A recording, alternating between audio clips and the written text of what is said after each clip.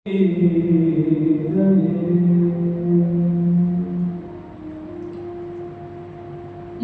માટે શ્રેષ્ઠ ધર્મ એ જ છે જેના વડે શ્રી કૃષ્ણ ભગવાનના નિષ્કામ ભક્તિ થાય.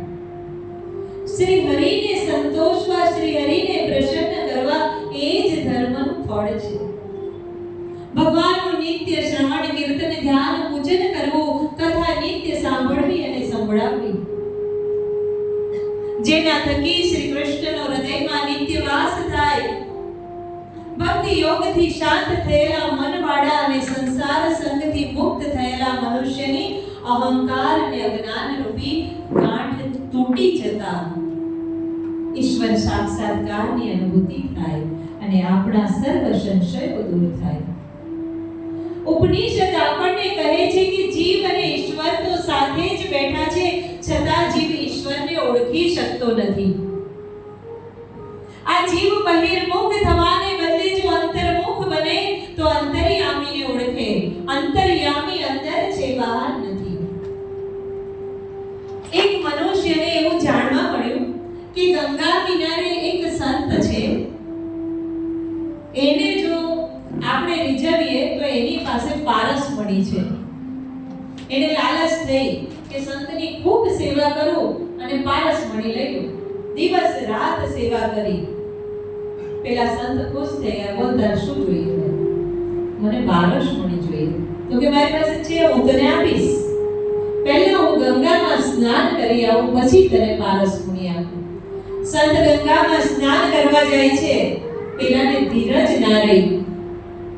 સંતની આખી કુટિયા જે હતી એ પંખોડી પડ્યો, ક્યાંય પણ એને પારસ મળી મળ્યો નહીં. સંત આવ્યા ને જોયું કે ભાઈને તો ધીરજ નથી. તો કે હું આવીને આપવાનો જ હતો. તો કે મને કેમ ના મળ્યો? તો કે મેં એને છે ને એક ડાબડીમાં મૂક્યો છે. જો પેલી ડાબડી છે ને, એક લોખંડની નાની ડાબડી હતી, એમાં પારસ મળી છે, લઈ આવો. પેલાને શંકા ગઈ કે લોખંડની ડાબડીમાં જો પારસમણી હોય તો આ ડાબડી સુવર્ણની, સોનાની કેમ ના થઈ? કારણ કે પારસમણીનો સ્પર્શ જેને થાય એ તો સુવર્ણ થઈ જાય.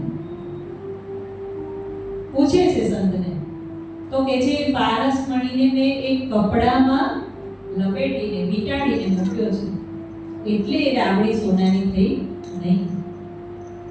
કપડાનું આવરણ છે માટે એને સ્પર્શ નથી થતો, માટે એ સુવર્ણ નથી થતું. આ જીવ અને ઈશ્વર વચ્ચે પણ આવું જ એક આવરણ છે, અને એ આવરણ છે આપણી વાસનાઓ. માટે આપણને આપણી અંદર બેઠેલા ઈશ્વરને આપણે જોઈ નથી શકતા, મળી નથી શકતા, એની અનુભૂતિ નથી કરી શકતા. આનંદ સ્વરૂપ પરમાત્મા સાક્ષાત આપણી અંદર વિરાજે છે, છતાં પણ આનંદની અનુભૂતિ નથી થતી. હંમેશા શોકમાં જીવન જાય, સંતાપમાં જીવન જાય. સ્ટ્રેસ અને ડિપ્રેશન કોની લાઈફમાં નથી?